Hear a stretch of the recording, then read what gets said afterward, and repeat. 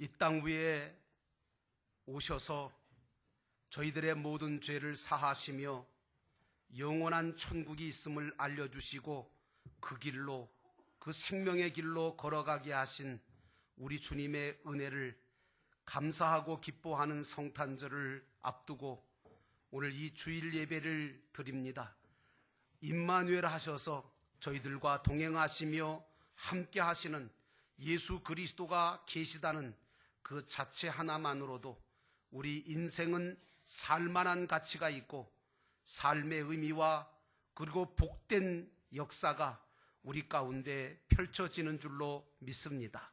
오늘도 주님 이 예배를 주님께서 받으시고 특별히 이 시간 드리는 귀한 예배를 하나님의 영광을 돌릴 수 있는 예배가 될 뿐만 아니라 우리 모두에게는 은혜가 되게 하옵소서. 하나님의 말씀을 이 시간 받습니다. 사람의 말 아닌 하나님이 내게 주시는 말씀으로 받게 하시고 이 진리의 말씀을 받음으로 길을 잃어버리지 아니하고 가야 할 길을 걸어갈 수 있는 믿음의 사람 되게 하옵소서. 예수님의 이름으로 간절히 기도하옵나이다. 아멘.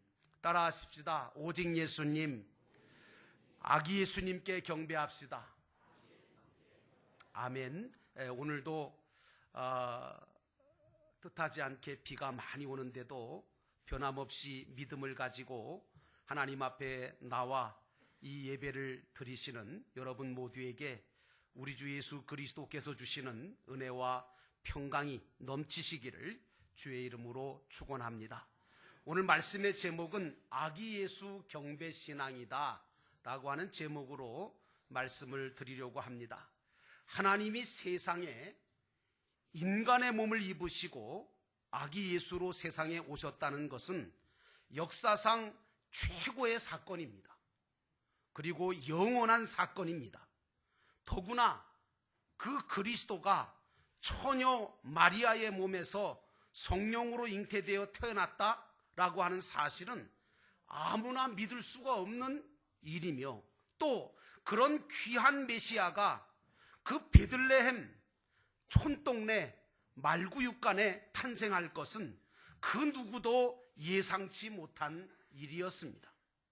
그런데 저 먼 동방에서 별을 연구하던 동방 박사들이 그의 별을 보고 찾아와서 아기 예수께 경배했다는 이 사실은 오늘 우리에게 더욱 놀라운 사건의 교훈이 될 수가 있습니다.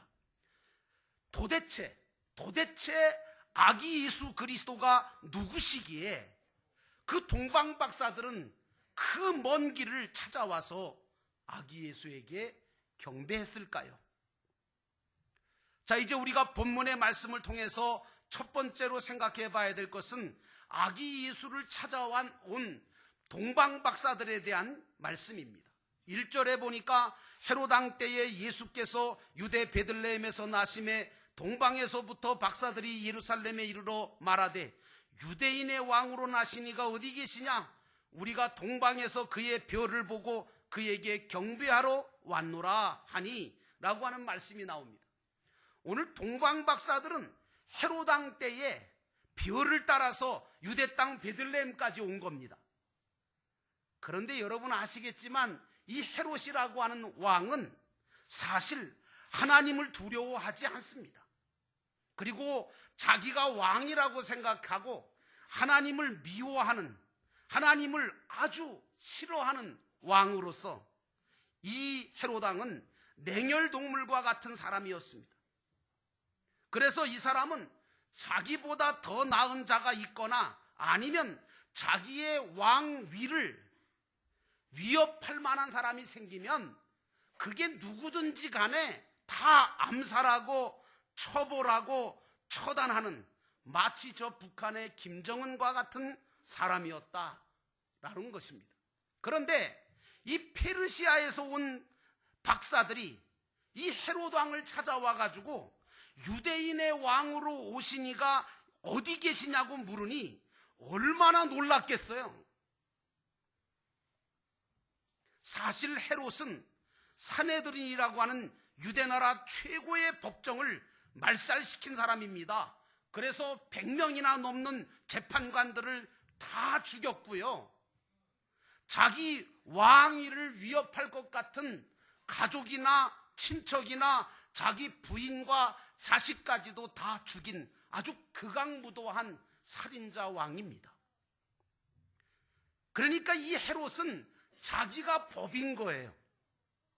자기가 법이고 자기만이 왕이 될 수 있고 자기 자신만 생각하는 사람이지 절대로 다른 사람을 생각할 줄 모르는 사람이에요. 그래서 자기가 왕인데 유대인의 왕으로 나시니가 어디 있냐고 하는 이 소리를 듣고 못 참는 거죠. 그래서 소동을 일으킵니다.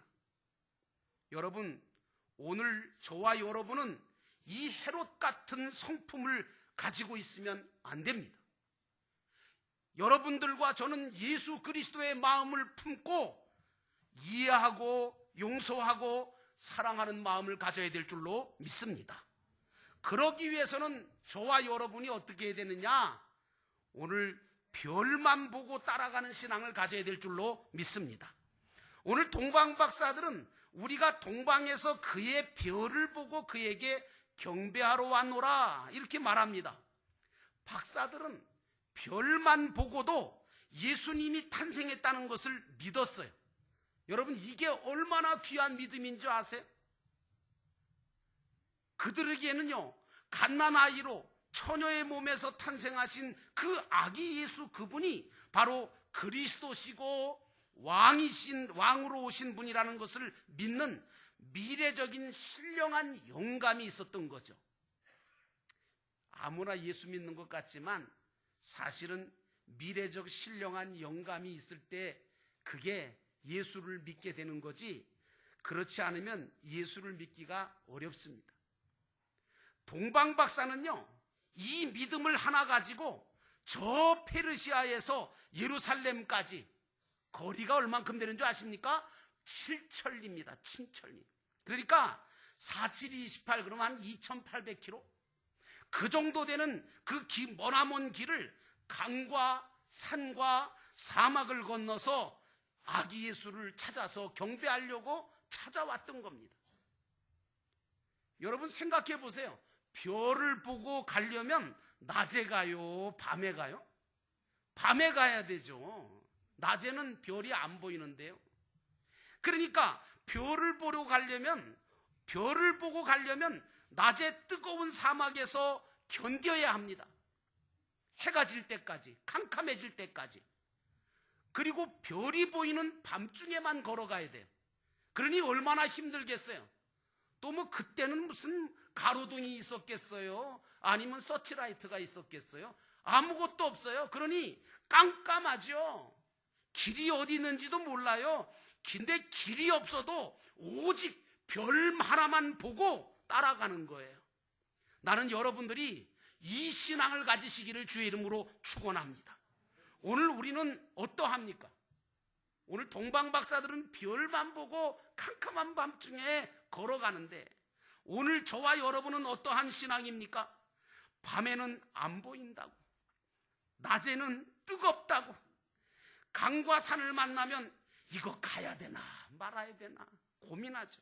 오늘도 비가 와서 교회 올까 말까 고민한 분도 계실지 모르겠어요. 사실 별 보고 가는 신앙은요, 이유나 아니면 핑계가 없어야 돼요. 그게 별 보고 가는 신앙이에요. 나는 여러분들이 별 보고 가는 신앙 되시기를 주의 이름으로 축원합니다. 별을 보고 따라가야 합니다. 신앙생활은 다시 말하면 진리의 말씀을 따라가는 것이 바로 신앙생활인 줄로 믿습니다. 별이 안 보이면 쉬는 거예요. 보이면 따라가는 게 신앙생활인 거예요. 간단해요. 보이면 따라가고 안 보이면 쉬는 거예요. 별도 없는데 어떤 사람은 자기가 지레 짐작하고 가. 이거 안 돼요. 어떤 사람은 별이 보이지도 않는데 내 생각에는 이쪽으로 가면 될 것 같아. 그래가지고 자기 멋대로 가는 사람도 있어요. 이것도 안 돼요. 별이 또 어떤 사람은 별이 안 보이면서도 마치 자기가 아주 신령한 믿음이 있어서 별을 본 것처럼 그렇게 가는 사람도 있어요. 이것도 잘못된 신앙이에요. 오늘 동방박사들의 신앙은 오직 별만 보고 정성을 다해서 따라가는 신앙인 줄로 믿습니다. 사실 여러분, 이분들은요, 이 땅 위에 살아도 얼마 못 살 사람들이에요. 왜? 나이가 많아서 늙은 분들이에요. 이분들은 나이가 많아서 늙은 분이라고요. 그런 분들이 명예도 자존심도 다 내려놓고 비바람을 맞아가면서 땡볕을 받아가면서 아기 예수 한 번 뵙고 경배하고 죽겠다고 그 먼 길을 걸어가고 또 걸어가는 거예요. 상상이 되십니까? 여러분, 오늘 우리 영도교회 안에도 이 동방박사 같은 분들이 계세요. 연세가 많으신 집사님, 권사님, 장로님들을 가만히 보면, 야, 어떻게 저런 상황 속에서도 몸도 불편하실 텐데, 걷기도 힘드실 텐데, 나이가 드셔서 오기도 힘드실 텐데, 그냥 꾸준히 변함없이 별을 보고 주님 앞에 나와 예배드리시는 그 정성을 보면 보통이 아니에요. 주일 한번 지키시겠다고, 새벽기도 지키겠다고 몸이 아프신데도 정성을 다하여 주님 앞에 달려나와 그 예배를 참여하시고 그 예배하며 기도하는 모습은 바로 동방박사의 신앙을 가지신 거룩한 모습인 줄로 믿습니다. 나는 여러분들이 동방박사의 신앙을 갖기를 주의 이름으로 축원합니다. 현대인들의 정신적인 병이 두 가지가 있는데요. 하나는 뭐냐 하면, 어떻게 하면 편할까? 어떻게 하면 아니라고 편하냐 하는 이 편리주의가 현대인들이 갖고 있는 가장 큰 병 중에 한 가지입니다. 두 번째는 어떤 병이 있냐? 어떻게 하면 실리주의적으로 사느냐? 실리주의, 이기주의. 그래서 자기에게 이득이 돼야지 하지, 자기한테 이득이 조금이라도 안 되고 손해가 온다든가 자기가 희생해야 된다, 안 해. 내가 미쳤냐는 거죠. 여러분, 결코 자신에게 이익이 없으면 안 하려고 하는 것이 현대인들의 그런 편리주의고, 그리고 실리주의적인 그런 사고 아닙니까? 그런데 오늘 이 동방박사들은 어떻습니까? 모든 것을 다 버리고 주님을 찾아서 그 머나먼 길을 다 달려와서 주님의 발 아래 정성을 다해 엎드려 경배하고 있습니다. 사랑하는 성도 여러분, 나는 여러분들이 동방박사의 신앙을 가지시는 그런 좋은 성탄절 되시기를 주의 이름으로 축원합니다.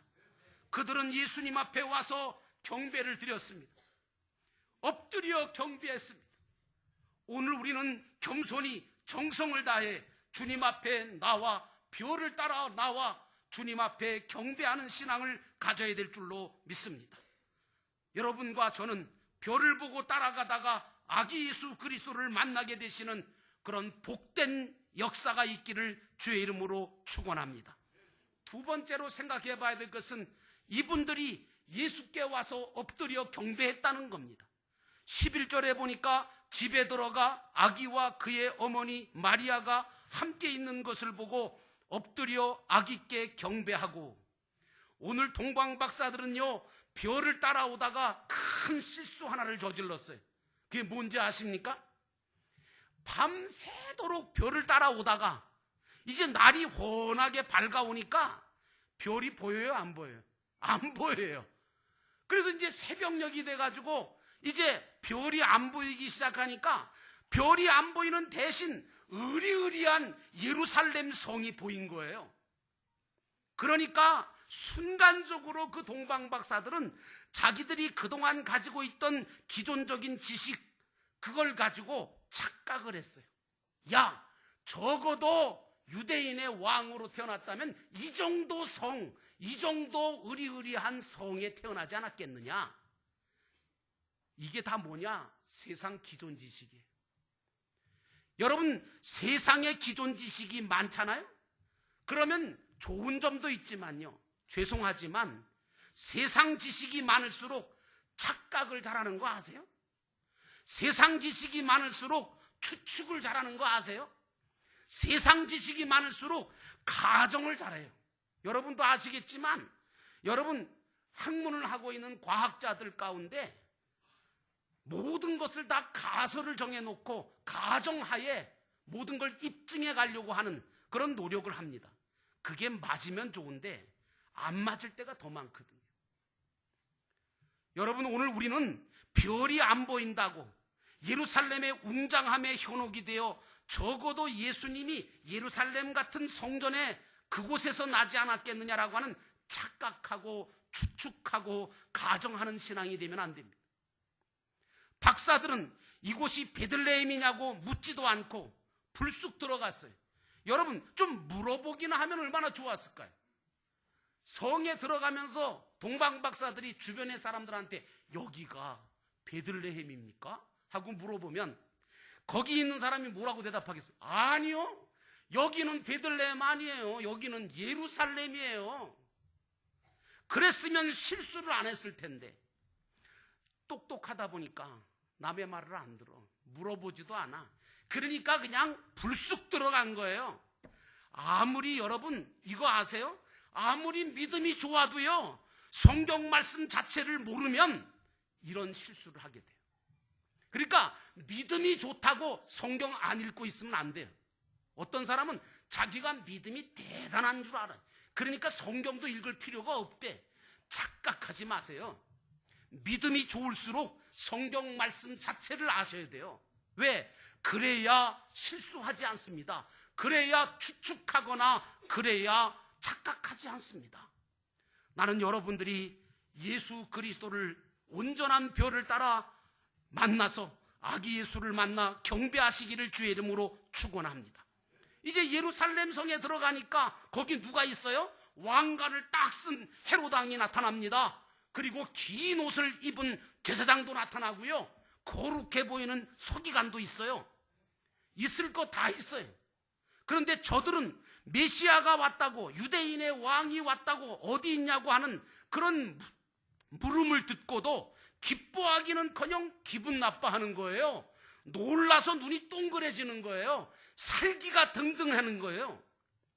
오늘 우리는요, 짐작하고 덮어놓고 하기만 한다고 잘하는 것 아니에요. 좀 물어봤으면 좋겠어요.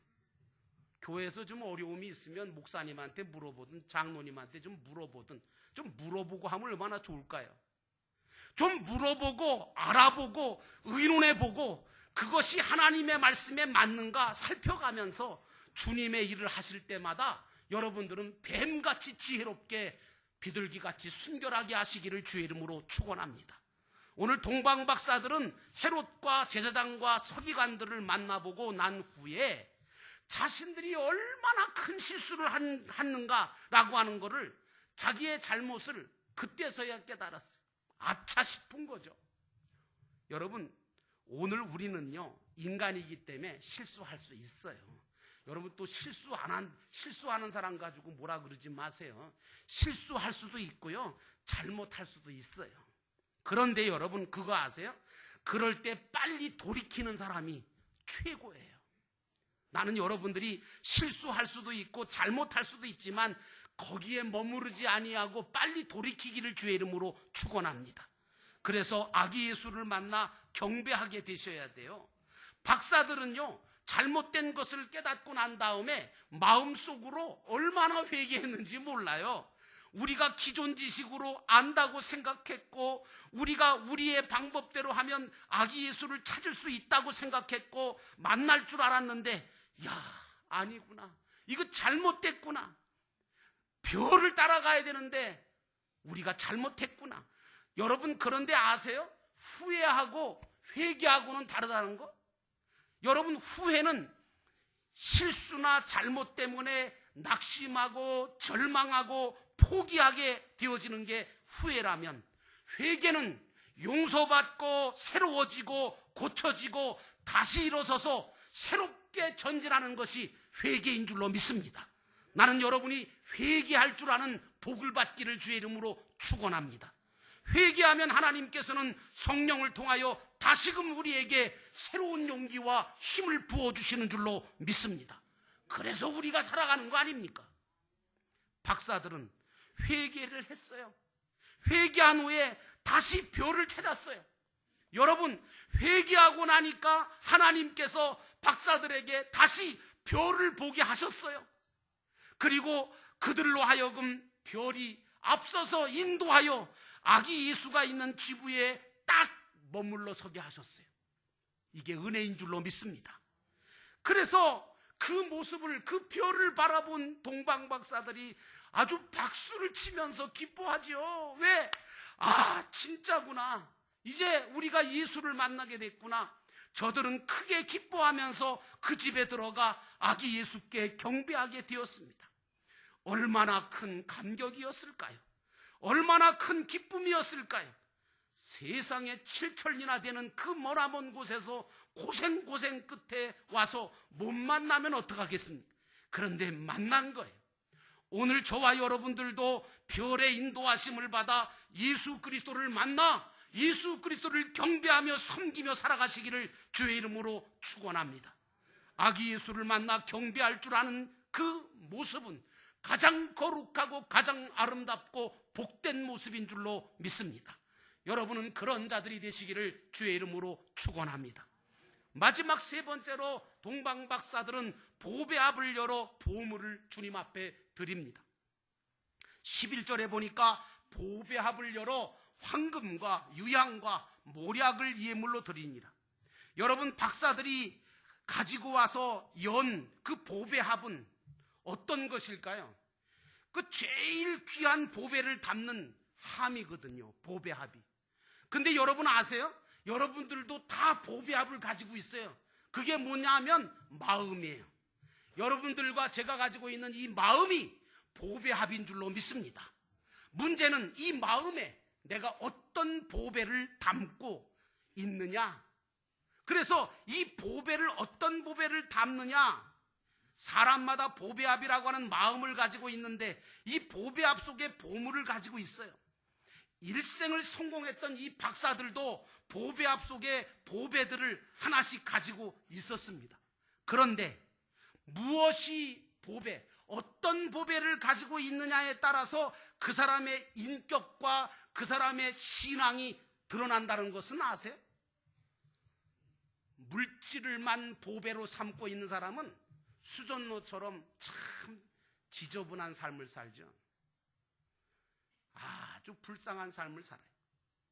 그러나 여러분, 진짜 어떤 보배를 갖느냐에 따라서 그 사람의 인격과 신앙이 드러난다는 것을 아셔야 돼요. 오늘 박사들은 황금과 유향과 모략을 이 보배합 속에 가지고 있었어요. 저들은 아기 예수께 경배하면서 이 보배합을 열어 보배를 정성을 다해 아기 예수 그리스도께 감사함을 가지고 드렸습니다. 이것이 성탄절에 드리는, 여러분들이 드리는 성탄절 감사 예물입니다. 그러므로 사랑하는 여러분, 나는 여러분들이 예수님께 마음의 보배합을 열어 보배를 드리시기를 주의 이름으로 축원합니다. 아기 예수께 드린 보물 중에 황금이라는 것이 있었습니다. 여러분, 이 황금은 무슨 뜻이 있느냐 하면 예수님을 나의 왕으로, 이제부터는 예수님을 나의 왕으로 섬기겠다는 뜻이 담겨져 있습니다. 여러분, 페르시아에서는, 이 동방 박사들이 있던 페르시아에는 대개 왕한테 예물을 드릴 때는 반드시 황금을 드리도록 되어 있습니다. 그러니까 말하자면 왕이 받으실 것은 전부 다 금인 거예요. 이제부터는 예수님이 왕이 되셔서, 오늘 이 동방 박사들이 황금을 드린 것은 이제부터는 예수님께서 나의 왕이 되어주셔서, 우리 왕이 되어주셔서 우리를 통치해달라고 하는 것입니다. 사랑하는 성도 여러분, 나는 여러분들이 이 동방 박사의 신앙을 갖기를 주의 이름으로 축원합니다. 그래서 주님의 통치를 받을 수 있는 복된 성도 되시기를 주의 이름으로 축원합니다. 이것이 바로 금보다 더한 보배로운 믿음인 겁니다. 그러므로 황금을 주님 앞에 드린, 왕으로 주님을 삼고 왕으로 주님의 통치를 받겠다고 하는 이 믿음이야말로 보배로운 믿음인 줄로 믿습니다. 여기 계시는 한 분 한 분 성도 여러분들은 이 보배로운 믿음을 가지시기를 주의 이름으로 축원합니다. 두 번째로 드린 보물이 바로 유향입니다. 이 유향은 성전 제사 때 분향을 위해서 바치는 향료인데요, 예수님의 신성을 상징하기도 합니다. 이것은 예수님을 대제사장으로 섬기겠다는 신앙의 고백입니다. 여러분, 대제사장은 뭐 하는 사람입니까? 이스라엘을 대신해서 이스라엘의 죄를 주님 앞에 고백하고 사함받는 대속자입니다. 그러니까 예수님을 자기의 대속자로 삼겠다는 겁니다. 그리고 제사장은 영적인 스승이었습니다. 오늘 동방박사들은 배울 만큼 배운 사람입니다. 더 이상 배울 게 없다고 하는 정도로 똑똑하고 박식한 박사들입니다. 그런데도 그들은 영적 스승으로 아기 예수를 모시겠다는 겁니다. 왜? 그분이야말로 자기네들이 가보지 않는 저 영원한 천국까지 자기들을 인도해 줄 것이라고 믿었기 때문입니다. 나는 여러분들이 유향을 드려 예수 그리스도를 대제사장으로 온전하게 모시기를 주의 이름으로 축원합니다. 마지막 보물이 모략 아닙니까? 이 모략이라는 것은 어떨 때 쓰느냐 하면 썩지 않게 부패를 방지할 때 쓰는 귀한 물건입니다. 여러분, 이것은 무엇을 상징하느냐? 예수 그리스도가 우리의 가진 모든 것이 썩지 않도록, 없어지지 않도록 영원한 것으로 바꾸어 주실 영광의 주님이시라는 겁니다. 부활과 생명이 되셔서 오늘 메시아가 되셔서 오늘 우리의 모든 썩어야 될 모든 것들, 썩고 쇠하고 없어질 것들을 영원히 썩지 아니하고 없어지지 아니할 그 모든 보물로 우리의 모든 것들을 바꾸어 주실 분이 예수 그리스도이신 줄로 믿습니다. 이제 성탄절을 맞은 우리 사랑하는 성도들, 동방박사들처럼 별을 보고 따라가시기를 주의 이름으로 축원합니다. 그리고 아기 예수를 만나셔서 그분의 발 아래 엎드려 주님께서 나의 왕이 되어주셔서 우리를 통치하여 주옵소서. 주님이 제사장이 되셔서 우리의 죄를 사해 주시며 주님께서 구세주가 되셔서 우리의 썩을 인생을 영원히 썩지 아니할 천국의 것들로 이루어 가도록 인생의 길과 진리와 생명이 되어 주시옵소서. 이런 기도와 이런 경배가 하나님 앞에, 주님 앞에 드려지기를 주의 이름으로 축원합니다.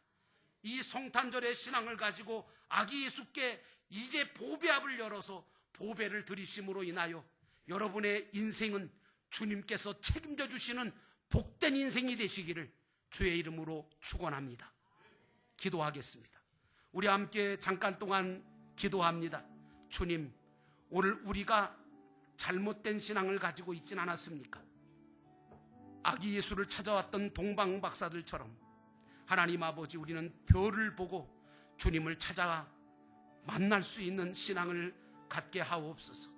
그리고 주님 앞에 엎드려 경배할 줄 아는 신앙 갖게 하옵시고, 주님을 왕으로, 제사장으로, 그리고 우리의 선지자로 온전하게 모심으로 하나님 아버지 인생길을 복되게 살아가는 저희들 되게 하옵소서. 우리 함께 잠깐 동안 기도하겠습니다. 사랑과 은혜가